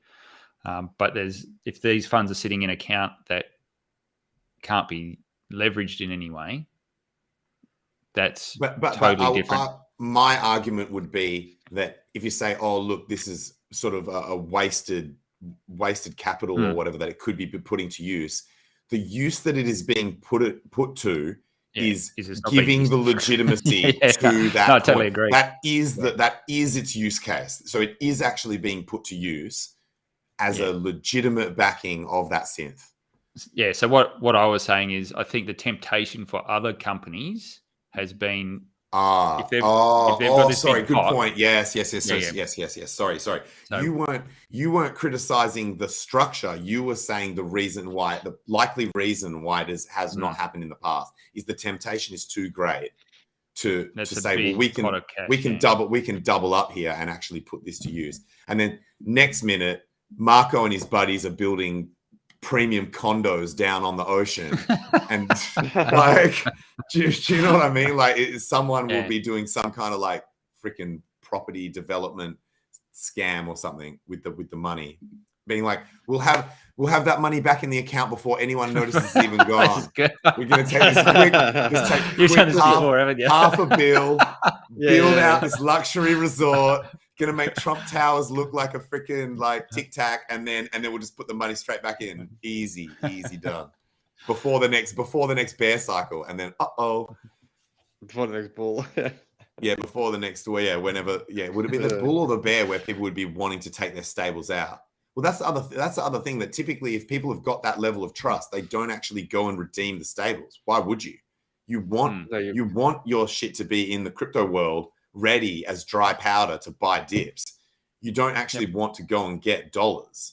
I mean, unless then you're adding steps to get back in if you need to. Unless you're trying to do something where the legacy systems are going to show you respect. So if you're like, I want to do this thing and I need to prove to this bank that I actually have the financial capacity to do this thing, then maybe that would be a reason to exit. But other than that, for me, I always want to be on the crypto side of that equation. Yep. Yeah. At least you've got control of all your funds and. Bros, I realized, and I kind of already knew this at the start, but it really hit me the other day where I was like, if I ever needed to ever again go to a bank for anything, like a car, a house, to start a business, anything, they would be like, you cannot afford that shit. Like, as in, it would not, well, they would be like, we're definitely not loaning you a single dollar. Like that is never going to happen. I've actually been going around to banks and like sussing out like how much their accounts cost and everything like that, and just wanting to go and meet them as well. Yep. And they are so dead. Like you go into a bank now and everyone has loads of time, and there's this like, it's just like, and like I took a meeting with someone, and it was so weird. He had like the full mask on, right? And when he was going to see me, he put gloves on. What kind of meeting was this one, Bluey? You might have went to the wrong office, mate. It was to get a bank account, and then I started like talking to him, and he finds out that I'm into crypto, and he gets really excited, and we just basically start talking like crypto for like most of the time, and his whole attitude towards me completely changed, and he was like, as opposed to someone he had to deal with, all of a sudden he got excited and got like, so it's like really friendly and stuff, and like I actually have had a chat about crypto in a bank. I never thought I would do that. I thought I would never admit in a bank that I have crypto, because you get put on some kind of blacklist or something, but I actually have had that happen. Bro, over here, I get letters, like hard copy letters from banks saying, we're shutting down this branch. Sorry for the inconvenience. We're shutting down this branch. It's literally blockbuster spec. It's shocking to me that people haven't realized yet. Like, we're still in the minority of people that realize that crypto is taking over the financial system. It's bizarre here in America because there's loads of bank branches. Like, there's tons of them. Don't worry, bro. America also had the last ever blockbuster to stay open. That was in America as well. It's just, it's just the higher population, man. They had more branches to start with. It's going to happen over there as well. I guarantee it. They charge a lot. They can't compete. They can't compete. Yeah, that's true. But they can compete in terms of the place where you need for fiat bank account. Basically, yeah, they can. I can't get around it. They can compete currently in regulatory capture and noobs that are too scared to self-custody, which is actually, you know what? That's actually probably the biggest one. That's probably the biggest one, because people are so scared to be self-sovereign and so scared to be free and so scared to take responsibility for themselves that will actually probably be their best, like in terms of that last stand battle where crypto is just dominating and banks are failing. people being scared to be self-sovereign, I think, will be their best asset.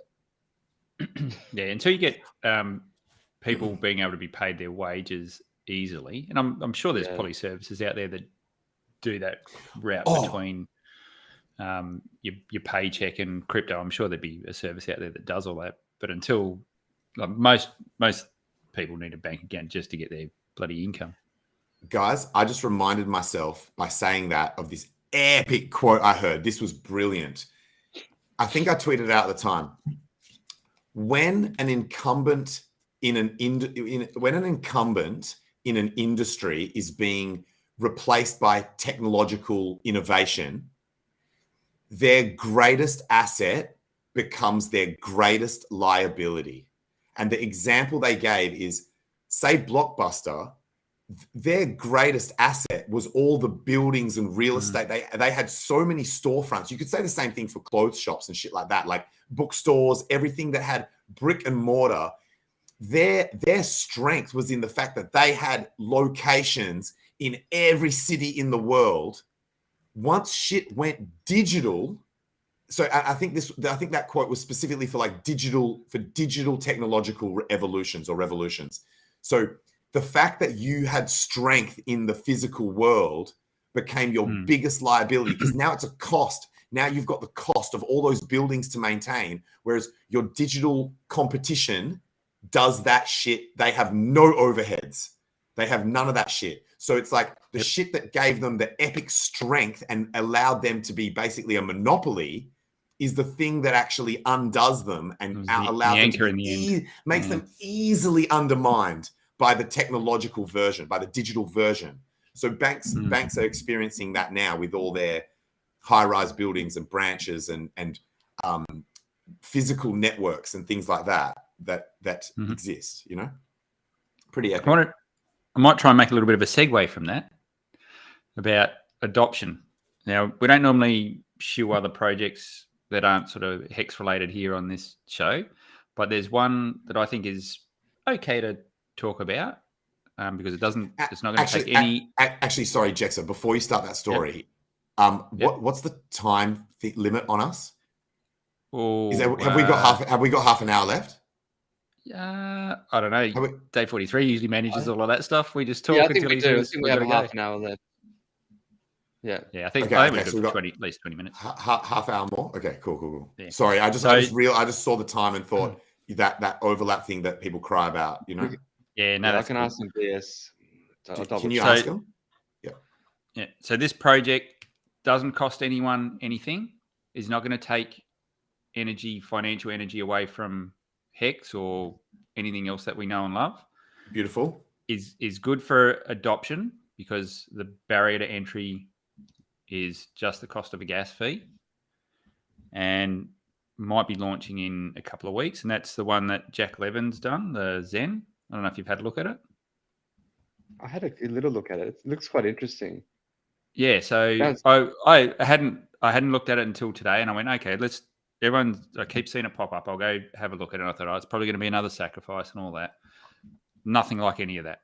So the tokenomics are pretty cool. And literally, if you've got someone that's thinking about getting into crypto, they can essentially come in with zero risk. So all they've got to do is go through a minting process to mint some Zen. And I won't go into the details of all the tokenomics, but the only cost is the gas fee to do it, and you can basically do a lockup. So on ETH chain? Yeah. And this lasts on ETH. So it's and this lasts like 50 years or something. Like the people will be able to... the mint process. So if you think of the minting like mining, I think it peters out after 8 years or something like that. 8 years. Do you know the website for people to go to? I think it's Fair Cryptos / It's Telegram. It's a Telegram chat, which where you want to probably go. Now, normally we don't sort of cover too much on this show, but I think I think the intentions are pretty good on it, and it is that thing that even if you've got people that you've onboarded into HEX, this is something you can say, guys, go check this out, and it's something else they can get involved in. Well, similarly, that weight token is also just a no risk, So I think no risk free kind of thing to get, you know. But I think he's when you go and you listen to Jack talk, the reason why he's doing it is the whole ethos of buy and hodl is great, but it doesn't actually further the spread or the adoption of crypto, because people hold it and don't want to use it for spending and things like that. They're using it as an investment as opposed to a technology that can sort of be broadcast and teach people what it's all about. So that's why I really like this one, is it seems to be that no risk way you can get your bloody mum into having to play using with a bit of crypto. MetaMask and Uniswap and all of that kind of thing, hey? Yeah, and I'm now how you connect and all that, that's obviously a whole nother challenge of onboarding people. But it has very similar so any address can basically just go and mint it, hey? So what's to stop people? So what's to stop people from creating farms which just like create addresses and mint it? There's nothing to stop it. Yeah. So sorry, I just have a quick drink. Like run a bot, that just runs through and just creates address and then claims this stuff. Creates address, claims this stuff. A small negative incentive to discourage people from doing that is there is a risk that this thing could just be worth zero. And then if you're doing that to an extreme, the ETH gas is not cheap. The ETH gas is not cheap. So you actually are paying a smaller. So if someone goes through and does that, they actually are paying for every single claim that they do. You nailed it. That's exactly what Jack said. He said, that's fine. That actually gives the token a base cost. Value, sort of. Yeah. It's so like someone has been willing to pay that amount for the token. And it's only a small amount, but if someone goes and lines up 2,000 addresses and it'll be a not insignificant amount of money. Like it'll be. So you've got to do the claim phase. So there's a gas transaction. Then you've got to do the mint phase, another gas transaction. Oh, okay. So you can accrue days, and is there something like that with like? Yeah, like from when you claim to when you mint. Yeah, it's not accrued days. It's not straightforward. I think the first lockup period is 100 days or something like that. There's quite a few mechanics to the tokenomics, and some of it I've absorbed. Some I need to go back and just let it sink in a little bit. There's like a rewards early adoption sooner. So so there's a few mechanics like that. Where has it started? No, not yet. It's on testnet, and I think it's out for audit at the moment. It's interesting, and the idea is just to get as many people as possible, basically with a worthless token. Like it's not going to be worth. It's a network effect thing. Yeah, so it's about the network effect and just getting will people do crypto. Will people do it if it's not going to be worth? Because I mean, like there's tons of faucets. You can get all sorts of cryptos. You know, you can forever and a day you can keep getting more cryptos. I think is that its only value case is in terms of how equitably it's being distributed? So it's fairly distributed, no pre-mines and all that sort of stuff, no team tokens, and so it is literally starts from scratch. Everyone's on the level playing field, don't have to buy anything. And other than that, it's just a cryptocurrency, like as in it's literally a cryptocurrency. So I think from an adoption, getting people to tinker with this sort of technology, it's pretty low friction. Yeah, you have to have that friction, don't you? You have to have that learning. Like people are going to have to at some point learn how to use this stuff. Yep. I do have to say that many projects have had that as their ambition totally agree. To be like, we want this to be equally distributed, and because this is something that we see in crypto, that there's that accusation of centralization of ownership. VCs are always in a better position. The team has most of the tokens, or various combinations of those things.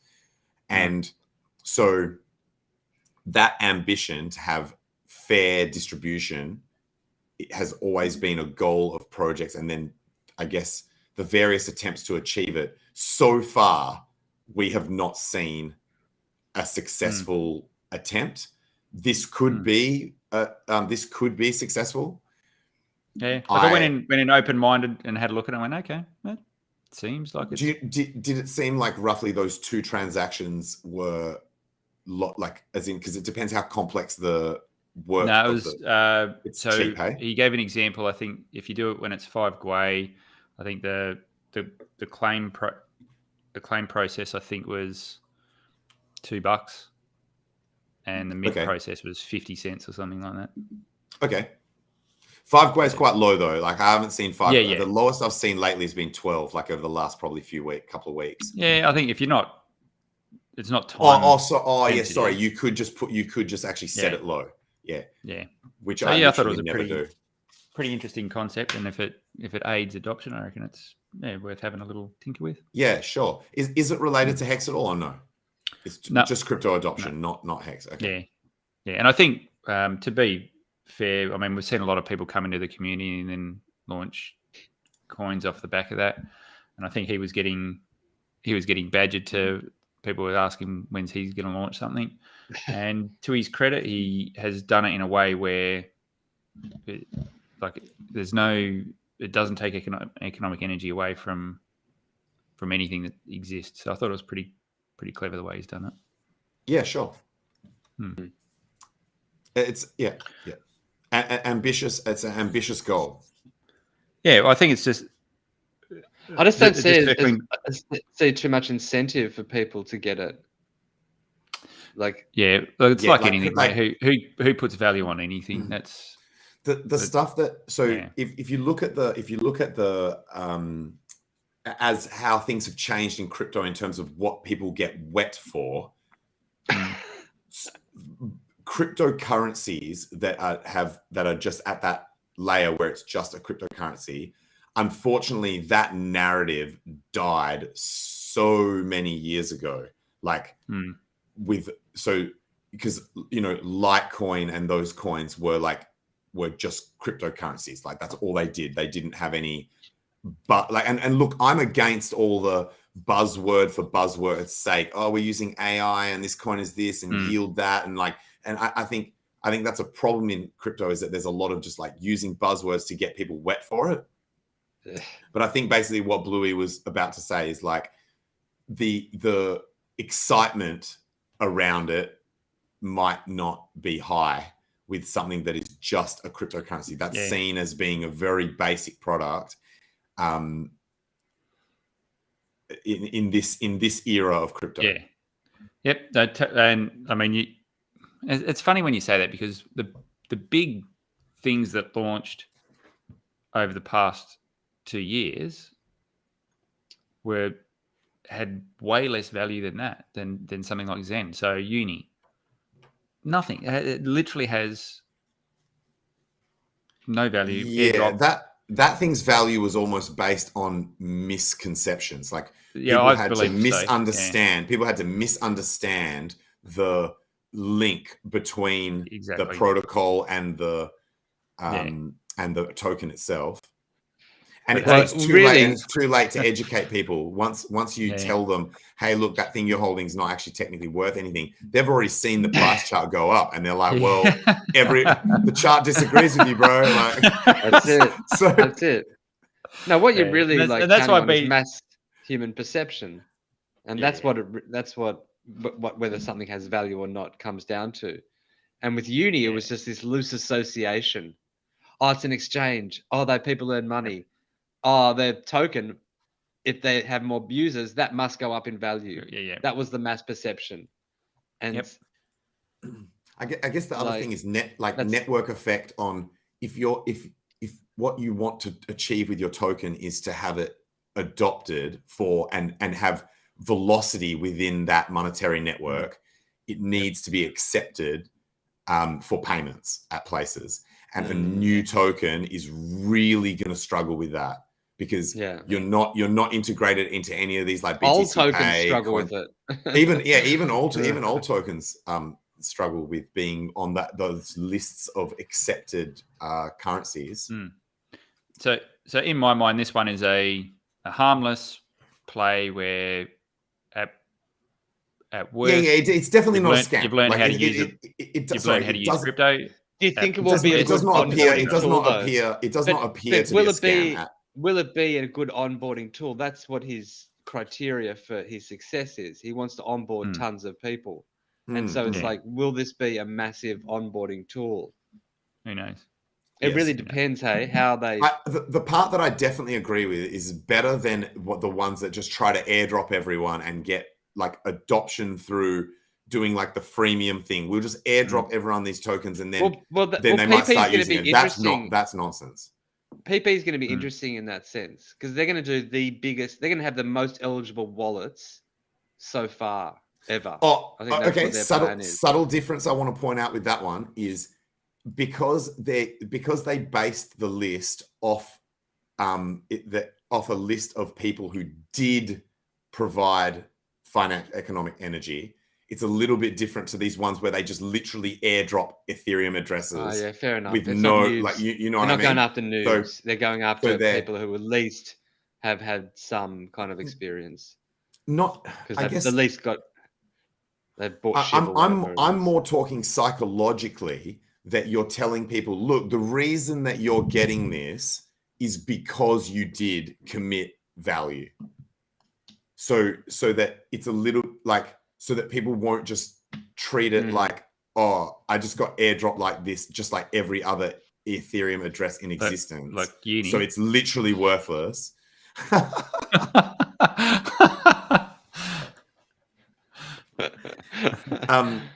no. Uni also had criteria. Uni had criteria. You had to. Yeah, that's what I'm saying. You done. Oh, sorry, you're saying like it is like uni. Yes. Oh, but yes. You transacted. You done. Yeah, you showed you knew how to use Uniswap. Yes, you're saying PP is like uni in terms of that they've got a criteria of who they're airdropping to, as opposed to these ones where they just fucking rapid fire, like shotgun blast sort of thing. Yeah, for sure. Yeah, interesting. I'm fine with anything that's not like an outright scam or it like is actually damaging, like, and actually has a negative impact of, you know what I mean? Like this, it's. If someone wants to roll the dice, it's not huge negative impacts, you know? Yeah. Yep. No, we haven't, PulseChain hasn't even launched and we've already seen a few rugs already. So, yep, it's going to happen. Did you guys hear about how Craig Wright and Hodlnaut are having that legal battle right now over in the, I think it's Holland, is it in Holland? Yeah, I seen there was like a 3-hour stream popped up, and I'm like, I'm not watching him. Yeah, so to find out what he's got to say. I think what you saw was the unmodified witness testimonies. So they've been uploading because they obviously allow filming in their courts. I don't think we have that over here in Australia. I don't think.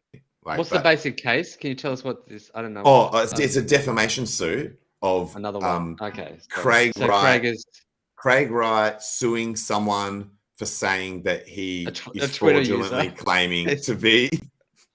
Possibly. It's funny that you say that because probably the most interesting part of this case is the fact that it was an anonymous Twitter user, and he had to get courts to compel Twitter to reveal the identity of this user so that he could sue them. So that was probably the most interesting point for me in terms of a privacy component of the court was that now there are laws that these big tech companies do have to give up your identity, reveal who you are or information that could lead to, because if you use your phone number or an email or whatever to sign up, that can probably be linked back to you. So, so Hodlnaut, who was an anonymous Twitter user, effectively got doxxed by this court case. Because if you can show that you've got like a legal reason to need that person's identity so that you can slap them with a court case. What's the word for it? Where you summons them? Isn't this what? Serve them. Serve them, yeah.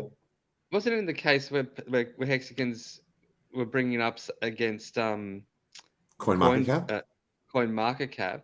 Yep. And sorry, I just lost my train of thought. There were unknown. They tried to serve. They tried to. Oh no, sorry, it's a different one. Yeah, this one. They tried to serve the Binance people and the judge allowed them to do that, to serve them via Twitter. Is that right? Or he didn't. It was either Twitter or Telegram or something like that. They were allowed to do it digitally. Serve the Twitter handle. Yeah. Did you do that in a DM or you just public one? Served. You just get this DM that says you do it as a meme, wouldn't you? Right. The most hilarious part of this court case is that Craig has already been caught out in lies multiple times under oath. So he's been lying and getting caught in lies under oath. Well, I hope so. I hope that someone, like whether it's the court system is itself, this American courts? No. It's in like Holland or something. Like it's in Hoddle-Nort's country of origin or whatever. I think it's the Netherlands. Craig Wright really gets around. So he's suing people in Dutch courts now.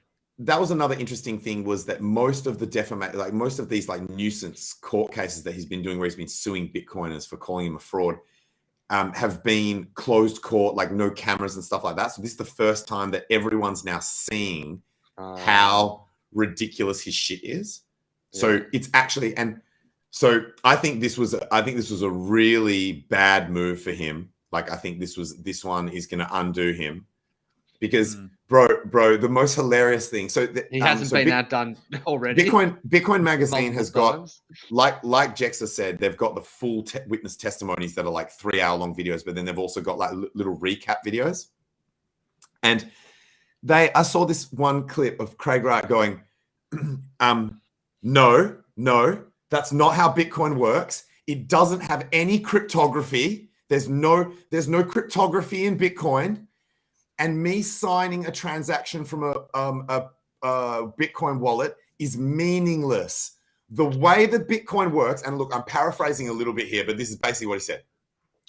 The way that Bitcoin works is you KYC to the blockchain, you prove your real world identity, and then a court says who owns the Bitcoins or something like that. And I was like, is this guy on drugs, clinically insane, totally retarded, or some combination of the three? He basically, like, when he said this shit, that he's like, no, you prove your identity, and then that's how you prove you own the Bitcoins. You don't sign. And I was just like, bro, that's the exact opposite of how Bitcoin works. What the shit? Like, it was ludicrous. It was ludicrous that fortunately they've got expert witnesses that would have come on, like I didn't see, but they would have come up and been like, bro, that's actually not how Bitcoin works. Everything he said. I have to watch it because it might have been taken out of context. He might have been saying, how do you prove ownership? Maybe he was saying how you try to compel a court, like how a court could possibly compel someone to have to send the Bitcoin to you, or if they say that they're his, maybe I'm not sure, but it just sounded ridiculous. It'd be interesting to watch it. Yeah, as much as I'd love Satoshi to be an Australian just for bragging rights, God, I hope it's not him. And then embarrassing. There was another one where he said he gave a copy of the white paper, like that he sent it for like peer review to like a number of these like OG cypherpunks, and one of them just immediately contacted Hoddle-Nort's lawyers and go, hey, he said under oath that he sent me that shit, and he never sent me that shit. He's like, I found out about Bitcoin the same way as everyone else. I downloaded the fucking code and the white paper off the internet. Like, so he's lied under oath. It's like it's just so ridiculous, man. It's so ridiculous. So yeah, that's a bit of fun. That ends. Right, I'll have to find the short versions of those clips then. I think tonight might be like the final night, like as in it's their day, our night. I think it might be ending, but then to get a decision, it can take like months. So the court case ends soon, but the decision won't be made for ages. Cool. Hey, just a really good video that I did watch recently was KG's interviewing the Kyberswap guy. Oh, someone else recommended that to me as well. How was it? Yeah, Good. It was really good, really interesting, and Kyberswap sounds awesome. Very, yeah. It sounds like it's a good DEX, and they have a interesting kind of background as well. That's good to hear because I've been using it a lot. I know someone did post there was some hack or something that happened. Yeah, I looked into that. It was just a front. Yeah, and he responded to that. He responded to that quite extensively in this interview. So what was the It was just a front. It was just a front. It's a user. It's got nothing to do with their contracts. It was their user interface, and he didn't go into the exact details of how the person hacked into their UI, but they're bringing out reports and stuff, and it sounds like so they changed the front end to have like malicious code, so that when you thought I guess it was doing something else. Then you're signing transactions that you don't actually mean to, sort of thing. Yeah, that's always my biggest thing. Like you can have rock solid code contracts, smart contracts, yeah. But if you go to the front end website, and especially in decentralized world. So okay, go.hex.com is a front end where you can interact with a protocol, but someone fires up another front end. What's to say it's not doing something malicious there? Yeah, that's a rational phobia you've got there, Jexo. Yeah, exactly. Something to be. And if the thing that you happen to be doing is large scale, like if that's the one time that it's hacked and you go, because so the defense against it is a bit like how I drive through the tunnel in Perth. Is I just go over the speed limit every time and I'll get a fine if they ever install a camera in there, and that's how I'll know, right? So, i.e., if you're on these protocols and you do something and suddenly the funds that you just did are gone, and you didn't get the thing that you wanted, you'll know immediately off the first time that it scams you. I was hacked. But if between the last time you used it and the time that the hacker changed the code, you happen to be coming there to do something large scale, that's the biggest risk. So, because you know what I mean? Like you'll know immediately if you didn't get what you were expecting out of that transaction. Because they can't fake everything. They can't fake the block explorers. And they can't fake the shit, like, you know what I mean? You'd need to fake so much to keep someone in a bubble believing that their shit is still working correctly. You'd know straight away. That's the thing about that kind of hack where someone hacks a user interface. You'd think it'd be picked up pretty quickly. It'd be picked up very quickly, very quickly. Yeah. People would be tweeting about it, like so. Yeah. So their window to scam is small, incredibly small. But it's like Jexa said, it's like. You could be the person who comes there straight to be the first person or one of the first people after they just change the code and be really unlucky with the timing, and you're cooked. Because let's be honest, the shit that comes up on the hardware wallet, it kind of annoys me with hardware wallets how you have to click through so many screens, because I'm like, bro, you know that this is too, like, it's all numbers and garbled text that I don't understand. We're not checking anyway. Like, when people want to check. Yeah, when people want to check, it's like, what are you checking against? How do you? Yeah, like why am I going through 7 screens of just random characters and numbers? Yeah, but even like when it comes up in MetaMask, you're signing a transaction, but if it's misrepresenting that in any way, then you're stuffed. You know what you're doing. By the way, I'm really upset. I can't remember the name of the project, but there's a project that's trying to combat that by giving human readable descriptions of what you're signing. I think it might be called like fucking ETH Fire or like shit. It's like they actually DM'd me, so I feel bad that I've forgotten the name of the project. This would be an amazing time to give them a shout out. But there is a project out there. If someone knows it, what I'm talking about, put it in the comments. It's a project that's designed to give you explain to you what you are signing, so that you can go, yep, that's actually what I want. So it looks at what you are about to sign and gives you a human description of what it is that you're signing, and then you can choose whether or not to sign it. That would be a very useful user interface thing. Yes, to have, indeed. You know? Yes, indeed. Like when we were teaching people crypto, the first thing they did is they wanted to check. Okay, so I've got this thing of this whole string of numbers. How do I know? And I'm approving it. I'm pressing the green arrow. So how do I know that what the this one is, the one that you can check actually, is you can check that an address that you're sending to matches mirrors, the address. But when once it starts becoming like complex smart contracts, you've got fucking no chance. You've absolutely got no chance. On uni, hey, like, yeah. Oh, by the way, guys, we're going to need to cut it. So outros. Where can we find you guys? And final comments for the viewers. And then we have to cut it in like less than 2 minutes. Find me. I'll be here every Tuesday night. Tuesday morning for me. I'm not big on the socials and all that. Like I'm around on Twitter and all that. But yeah, if people want to find me, they'll find me. Search for HEX cool. Somewhere, you'll find it. I'm Hex Tangent. Yeah. I'm Hex Tangent. My usual sign out is stay free. And Bluey, any final words? Blue Bum and stay safe out there in those crypto streets, eh? Don't when you're going into those back alleys. Yeah, don't sign too many approvals that you don't know what they're doing. Have fun on all these proof of work. Yeah, look, you know what? Now, guys, treat it like a test net. Treat it like a test net. Treat it like a test net. Treat it like a test net where you might actually be able to make money as well. It's like the best of both worlds. If you've never done, something, if you've never done something like provide liquidity, now's the time to learn. You've got a whole lot of free tokens over there, and you can actually potentially earn money from providing liquidity. So you got a whole lot of I don't want to tell you what liquidity pools to provide for, but like something like Hex Hedron is probably pretty safe over there. Like they're probably going to maintain the same ratio more or less as Ethereum, although they will have different behaviors over time.